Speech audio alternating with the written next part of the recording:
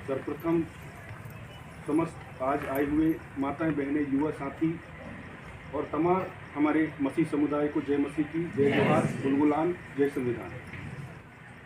साथियों, आपको पता ही होगा कि आज तत्कालीन यह बैठक क्यों रखा गया, क्या समस्याएं हैं और समस्याओं का निराकरण कैसे होगा और इसका नेतृत्व कौन करेगा।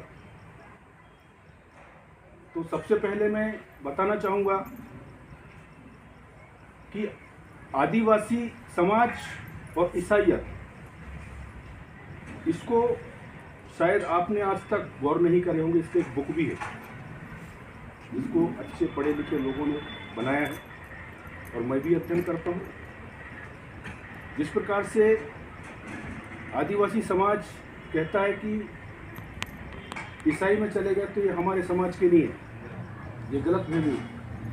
ये गलतफहमी फैलाने वाला इस देश में जो बाहर से आए हुए दीकू, ब्राह्मण और आर्यों का बनाया हुआ बहुत बड़ा षड्यंत्र है। साथियों, गांव के अंदर में ग्राम की व्यवस्था और गणराज की व्यवस्था आज भी कायम है। जब से इस देश की आज़ादी हुई, आज भी आप गणतंत्र दिवस, स्वतंत्रता दिवस मनाते हैं। परंतु अचानक अभी 2016-17 के बाद हमारे गांवों में छोटे छोटे कमेटियां, छोटे छोटे संगठनों के माध्यम से हमारे मसीह समुदाय को एक अलग ही प्रकार से देखने लगे। क्या हो गया, हम बता देना चाह रहे हैं। 1871 में इस देश में क्रिमिनल ट्राइब्स एक्ट बना था इस देश के अंदर, और अंग्रेजों ने जो हमारे जंगलों में रहते थे आदिवासी समुदाय किसी धर्म को नहीं मानता है, आस्थाओं से जीने वाला समाज है और उसमें तमाम लोग आते हैं। कुछ हमारे आदिवासी समुदाय मुस्लिम समुदाय को आस्थाओं से मानते हैं, कुछ हमारे आदिवासी समुदाय मसीह को आस्था से मानते हैं, कुछ हमारे लोग हिंदू मानते हैं। आज तो पूरे हिंदूकरण हो गए हैं। हमारा सवाल एक ही है, आज वो हमको जो आरक्षण से वंचित करने की बात कर रहे हैं, तो हम उनको बता देना चाह रहे हैं कि इस देश के अंदर में जितने भी आदिवासी अगर हिंदू लिख रहा है तो सबसे पहले आरक्षण उनका खत्म होनी चाहिए कि नहीं होनी चाहिए। मसीह समुदाय कभी अपनी व्यवस्थाओं से नहीं भटका है।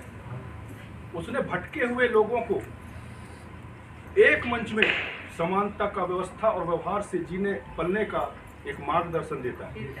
क्या आदिवासी समुदाय के जितने भी जो नेतृत्व करता है उन लोगों के द्वारा क्या ये व्यवस्था है? नहीं है। आज आपने देखो कितने प्रकार के संगठन बन गए, गोंडवाना के संगठन बन गए, आदिवासी महापंचायत तो फलाना ढमका बन गए, परंतु क्या आदिवासी समुदायों को बटोर सके लोगों ने? नहीं बटोर। क्यों? क्योंकि इनके बीच में कुछ पुरोहित, कुछ ब्राह्मण, कुछ आर्यों के विचारधाराओं के कारण हमारा भाई ही भाई से आज टकरा रहा है। और जो हमारा ही भाई अगर अच्छा शिक्षा दीक्षा ले रहा है तो उन्हीं के बीच में उनने फूट डाल करके और हमको आपस में इस प्रकार की षड्यंत्र रच करके हम लोगों के साथ में मतभेद और भेदभाव की भावना रखते हैं। अच्छा है, हमको अभी ग्रुप में देखे थे, भाई ध्रुवे जी ने डाले थे, उनसे भी मैं परिचित नहीं हूँ पर ग्रुप के माध्यम से बात भी हुआ है। तो मैंने देखा वहाँ पे ग्राम सभा रूढ़ी परंपरागत है ना, मानते अच्छी बात है, 5वीं अनुसूचित क्षेत्र है, स्वतंत्र है, परंतु आप जब रूढ़ी परंपरागत और ग्राम सभा की जब बात कर रहे हैं, ग्राम गणराज की बात कर रहे हैं, तो ग्राम और गांव में सारी व्यवस्थाओं में वो कायम होना चाहिए ना। गांव में यादव भी रहता है, ढुलिया भी रहता है, अहिर भी रहता है, पनगा भी रहता है, प्रधान भी रहता है कि नहीं? सब अलग अलग धर्म मानते हैं कि नहीं? अब तुमको ईसाइयों से क्यों दिक्कत है भाई, जबकि वो तो इतना अच्छा व्यवस्था में कायम है जो उनसे आपको सीख लेनी चाहिए, है ना। जब गांव की व्यवस्था आप गांव में देखेंगे, जब गांव में अपन क्या कहते हैं, वो ठाकुर देव में जो वो काम करते हैं ना, छिटकी की काहो डालते हैं, तो सारे गांव के लोग एकत्रित होते हैं। वहाँ के जात पात धर्म का वो भेदभाव रहता है? ये हमारी ग्राम की व्यवस्था है और उसमें सारे लोग समाहित होकर के और काम करते हैं। आप अगर गौड़ हो तो फिर वहाँ जाकर के अहीरों से काहे छाउर मरवा रहा है घर में घुसा है? ये भी तो है ना दिवाली में। भाई हमारा डीएनए एक है, हमारा खून एक है, हमारे बाप एक है, हमारे नेतृत्व करने वाले एक है, तो आप कौन होते हो हमारे साथ मदद करने वाले?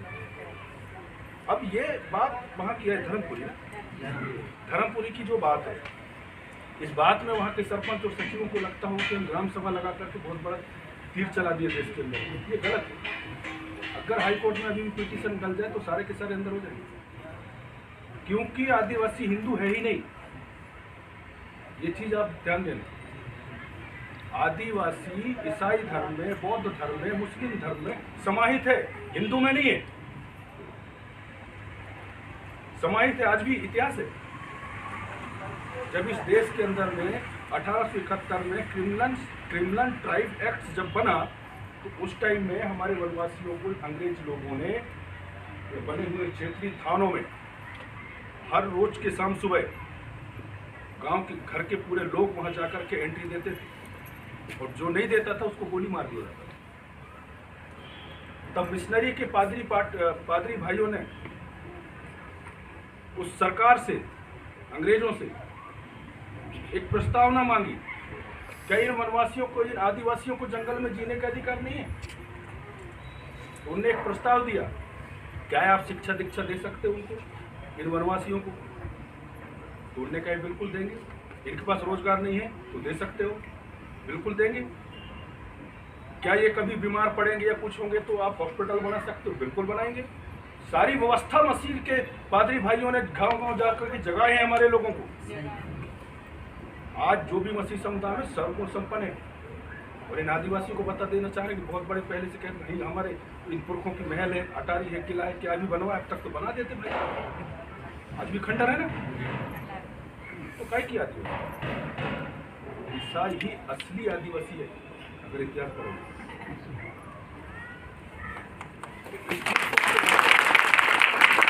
हिंदू आदिवासी अपने आप को कट्टर आदिवासी कहते हैं, उसको मुंह तोड़ जवाब देने के लिए हमारे पास बहुत बड़ा मसला है। हमारे पास गजट है, और हमने शायद अभी प्राय जहाँ जहाँ भी हमने ये मुद्दा उठाए हैं, हम फेल नहीं हुए।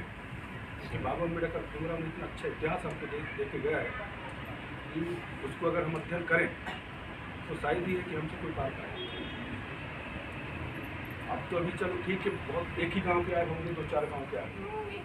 अगर पूरे बिछिया ब्लॉक के सारे मसीह समुदाय के लोग अगर एकत्रित हो जाए तो आदिवासी एक मुट्ठी में है।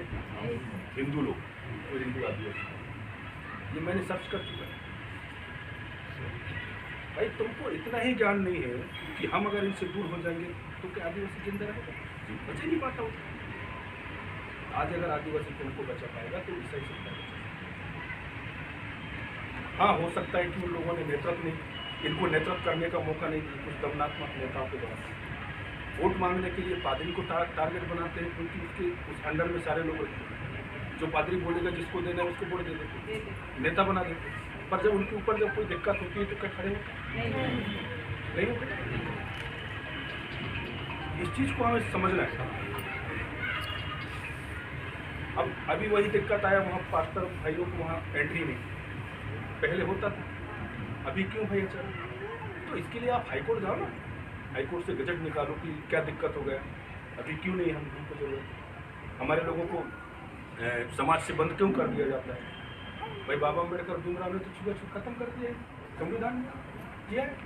जब हम एक भाई मान लो ईसाई धर्म नहीं मानता है, एक भाई गोंडी धर्म मानता है, और दोनों एक ही बाप के औलाद है, डीएनए एक है तुम्हारा, क्या दिक्कत है? जब तुम बाहर निकलते हो तो तुम तो दूसरे के यहाँ से चाय पानी सारी चीजें कर रहे हो, और तुम दोनों भाई एक साथ बैठ कर खाना क्यों नहीं खा सकते? क्या दिक्कत? ये सारी चीजें हैं, बहुत सारी हैं, और वहाँ के लिए हमने बना भी लिया है सिस्टम कि हमको उससे लड़ाई कैसी करनी है। तो अभी मरावी जी ने आपको बताए भी होंगे शायद। तो यही सारी चीजें हैं, हमारे पास 2-4 एक्ट हैं जिसके तहत हम लड़ सकते हैं।